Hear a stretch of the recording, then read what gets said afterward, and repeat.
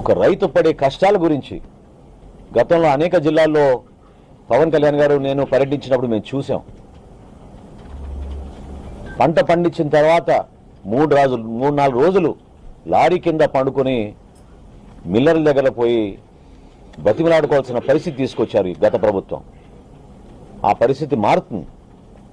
నేను మాటిస్తున్నాను మీకు, రాబోయే సీజన్లో ఏ మిల్లర్ కూడా తప్పు చేయకుండా, రైతుకి ఎక్కడ ఇబ్బంది కలగకుండా, ధాన్యం కొనుగోలు విషయంలో, ఈ ప్రొక్యూర్మెంట్ విషయంలో చాలా పారదర్శకంగా కొత్త టెక్నాలజీ వాడి ప్రతి ఒక్కరికి మేలు చేసే విధంగా మా పౌర సరఫరాల శాఖ నిలబడుతుందని ఈ సందర్భంగా తెలుపుతూ, ఈ 1000 కోట్ల రూపాయలు ఏ విధంగా మేము జిల్లాల వారీగా పంచామో మీకు వివరాలు ఇస్తాను.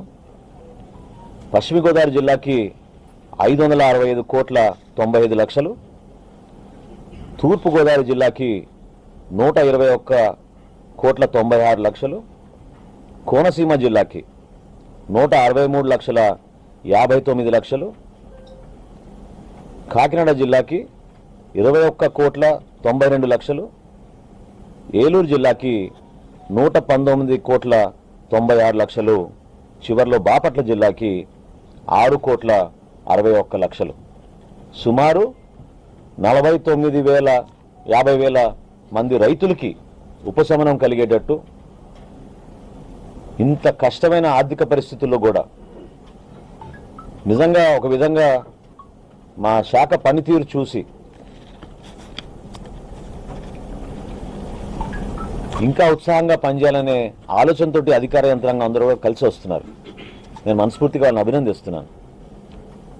ఎందుకంటే ఊహించలేని పరిస్థితుల్లో 2,000 కోట్ల రూపాయలు బకాయిలు బ్యాంక్ ఆఫ్ బరోడాకి మేము చెల్లించాం.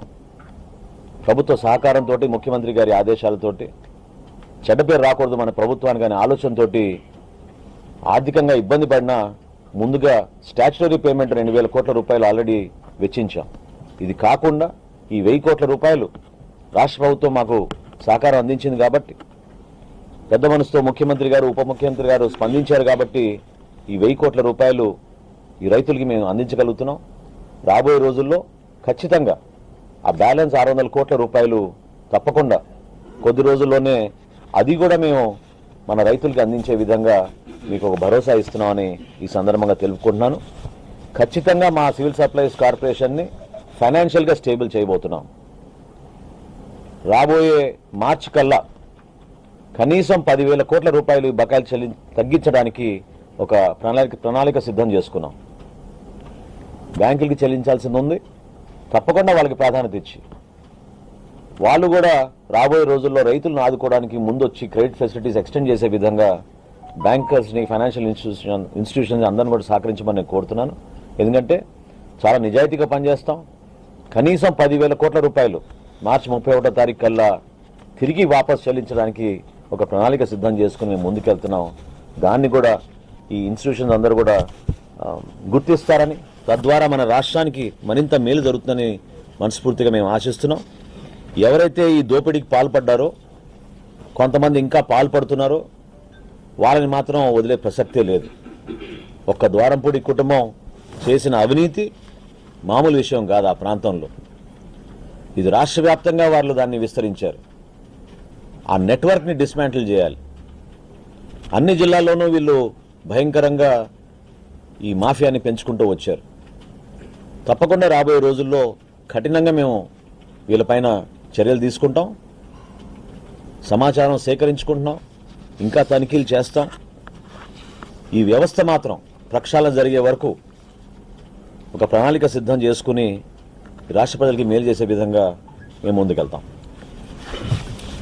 Thank you.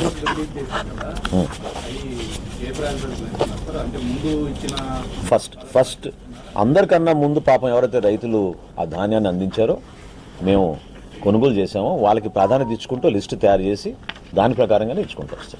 ఇప్పటివరకు మీరు స్కామ్ కొంత వెలికి తీశారు కదా సార్, ఇందులో మాజీ సివిల్ సప్లై మంత్రి పాత్ర ఉంది, అదేవిధంగా ద్వారంపూడి చంద్రశేఖర్ పాత్ర. వ్యక్తిగతంగా పేర్ల గురించి సంబోధించడం ఇది సమయం కాదు.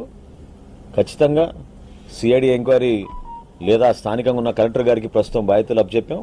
వాళ్ళు మాకు అందించిన వివరాలని బట్టి తప్పకుండా మేము ఫర్దర్ స్టెప్స్ మేము తీసుకుంటాం. అంటే మిల్లర్స్ సంబంధించి ఎవరైనా అందరూ ఎవరైతే ఈ వ్యవస్థలో భాగస్వాములు అయిపోయారో, ఎవరైతే అడ్డగోలుగా దోచేశారో, అక్రమంగా పేదవాడి పొట్టగొట్టి వీళ్ళు సంపాదించారో ఎవరిని వదిలే ప్రసక్తే లేదు. కఠినంగా వ్యవహరిస్తాం. అది మా బాధ్యత, మా విధి. డెఫినెట్గా చేస్తాం. ఈ స్కామర్స్ పేర్లు ఎప్పుడులాగా మీరు అనౌన్స్ చేస్తారు? చాలా మందికి ఆల్రెడీ తెలుసు ఆ పేర్లు. అధికారికంగా మేము చెప్తాం కొన్ని రోజుల తర్వాత. చెప్తాం. లేదండి, ఇంకా ముందు మేము మా ప్రక్రియ మేము పూర్తి చేసిన తర్వాత చేస్తాం. ఒక్కొక్క ప్రశ్న తీసుకుందాం. సారీ, ఒక్క నిమిషం చెప్పండి. అవునండి, మేము ఆల్రెడీ టెండర్లు పిలిచామండి. ఎందుకంటే